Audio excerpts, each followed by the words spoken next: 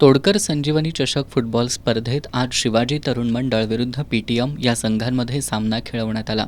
पूर्वार्धात शिवाजीच्या योगेश कदमच्या पासवर 14व्या मिनिटाला अमन सय्यदनं गोल केला. मध्यंतरापर्यंत शिवाजी संघानं 1-0 अशी आघाडी घेतली होती. उत्तरार्धात शिवाजीकडून जोरदार चढाया झाल्या.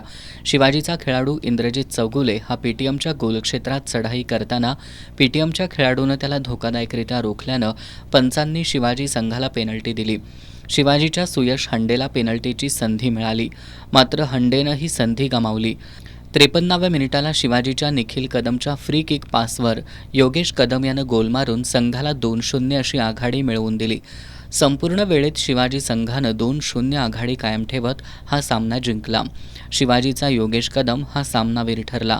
सकाळच्या सत्रातील सामन्यात संयुक्त जुना बुधवार संघानं रंकाळा तालीम मंडळावर 4-0 अशा गोलफरकानं एकतर्फी विजय मिळवला. बुधवारपेठ संघाचा रविराज भोसले हा सामनावीर ठरला. उद्या सोमवारी दिलबहार तालीम मंडळ विरुद्ध फुलेवाडी फुटबॉल क्रीडा मंडळ यांच्यात सामना खेळवला जाणार आहे.